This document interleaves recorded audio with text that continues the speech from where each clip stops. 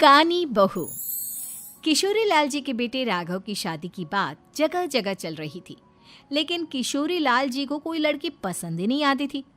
और उसकी एक ही वजह थी, किशोरी लाल जी का लालची होना। उनको लड़के वालों से मोटा दहेज चाहिए था और इसी चक्कर में एक दिन वो एक बहुत पैसे वाले के घर अपने बेटे का रिश्ता लेकर पहुंचे। उस आदमी का नाम था ओम प्रकाश। देखिए किशोरी लाल जी, मेरी एक ही बेटी है और मेरी सारी संपत्ति जायदाद सब कुछ मेरी बेटी नैना का ही है। पापा, नाम से लगता है बहुत खूबसूरत होगी। कितना अच्छा नाम है ना, नैना। ओ, वैसे बात तो सही है आपकी। अब इतना पैसा है, जमीन जायदाद है, इकलौती बेटी, आप भी क्या करेंगे? सब कुछ उसे ही देंगे ना। बिल्कुल ठीक पहचाना आपने। बस बेटी की शादी और सारी जायदाद उसके नाम। पापा, बिना देखे हाँ कर दीजिए ना। इतना अच्छा रिश्ता फिर कहाँ मिलेगा? माला माल हो जाएंगे हम। मैं अपनी बेटी को बुलाता हूँ। अरे नहीं नहीं नहीं नहीं, आपकी बेटी का नाम नैना है, सुनकर ही लगता है बहुत सुंदर होगी। रहने दीजिए अंकल, मैं तो आपकी बेटी के नाम से ही इतना खुश हो गया हूँ कि उसे बिना देखे शादी करने को तैयार हूँ। अब तो मैं उसका चेहरा सीधे शादी के बाद ही देखूंगा। और इस तरह राघव नैना का चेहरा नहीं देखता और उससे शादी कर लेता है।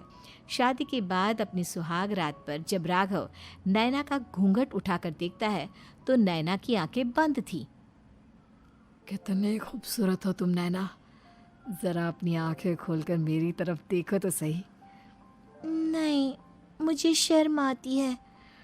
अरे, मैंने तुम्हें शादी से पहले भी नहीं देखा, और अब अगर तुम आंखें खोलकर मुझे देखोगे भी नहीं तो मुझे अच्छा कैसे लगेगा? इससे पहले कि नैना अपनी आंखें खोलकर राघव की तरफ देखती, अचानक से लाइट चली गई और राघव नैना को पूरी तरह से देख भी नहीं पाया। अगली सुबह नैना राघव के लिए नाश्ता बनाकर लेकर आई। अरे ये क्या, आधा पराठा सेका हुआ है और आधा बिल्कुल कच्चा। ये तुमने क्या किया नैना? बहू, तुमने क्या आधा पराठा तवे से नीचे लटका कर रखा था, जो आधा सिका है और आधा कच्चा? मुझे जितना दिखेगा उतना ही तो सीखूंगी ना पापा जी। जहाँ जहाँ मुझे नजर आ रहा था वहाँ मैंने सीख लिया, जहाँ जहाँ नहीं दिखा वहाँ कच्चा रह गया होगा। इसका क्या मतलब है? ये कैसा मजाक कर रही है तुम? अरे बहू, तुमने इतना लंबा घूंघट क्यों लगाया हुआ है? देखो, हमारे घर में बहुओं को बेटी की तरह रखा जाता है, और फिर तुम तो इतना सारा माल लेकर आई हो। देखो, ये घूंघट डालकर रखने की कोई ज़रूरत नहीं है। हाँ नैना, पापा जी ठीक कह रहे हैं, तुम तो आराम से रहो, अपना ही घर समझो। नैना अचानक से अपना घूंघट उठा लेती है। अरे ये क्या पापा, नैना की तो एक आंख फूटी हुई है। नाम से नैना, लेकिन ये तो कानी बहू निकली। मेरे साथ धोखा हुआ है, धोखा। बिना दिखाए अपनी कानी लड़की मेरे संग ब्याह दी। मुझे कानी बीवी नहीं चाहिए। मुझे अभी ओम प्रकाश जी से बात करनी पड़ेगी। आखिर उन्होंने मेरे साथ ऐसा किया क्यों? अरे, आप लोगों ने ही तो पापा से कहा था कि आप लोग शादी से पहले मुझे देखना नहीं चाहते। अब मेरे पापा पर क्यों इल्जाम लगा रहे हैं? अरे लेकिन उन्हें बताना तो चाहिए था ना कि तुम कानी हो, एक आंख से तुम्हें दिखाई नहीं देता। किशोरी लाल और राघव नाराज होकर ओम प्रकाश को अपने घर बुलाते हैं। पापा जी, ये आपने क्या किया? शादी से पहले बताया क्यों नहीं कि नैना की आंखों में परेशानी है? अरे, आप ही ने तो लड़की देखने से मना कर दिया था। और लेकिन आप बता तो सकते थे। आपको तो हमारी बेटी की प्रॉपर्टी चाहिए थी, वो भी पूरी की पूरी। अब क्या हुआ अगर उसे आधा दिखाई देता है? प्रॉपर्टी तो आपको पूरी मिल गई ना। अरे ये क्या बात हुई? मेरी शादी प्रॉपर्टी से नहीं, आपकी बेटी से हुई है। अब ये तो पहले सोचना चाहिए था, तब तो मेरी प्रॉपर्टी देखकर तुम्हारी जुबान लप लपा रही थी। लेकिन मैं कानी लड़की को अपनी बीवी बनाकर नहीं रख सकता। पापा, कुछ करिए ना आप। हाँ, करता हूँ। देखिए ओम प्रकाश जी, आप हमारे साथ ऐसा नहीं कर सकते।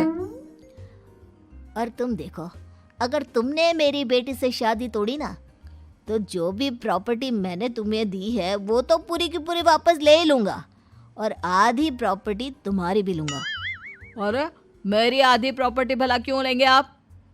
इसलिए क्योंकि मेरी बेटी को आधा नज़र आता है और उसकी नज़र अभी तक तुम्हारी आधी जायदाद पर ही पड़ी है। अब तुम उसे घर से निकालोगे तो कुछ तो लेकर जाएगी ना।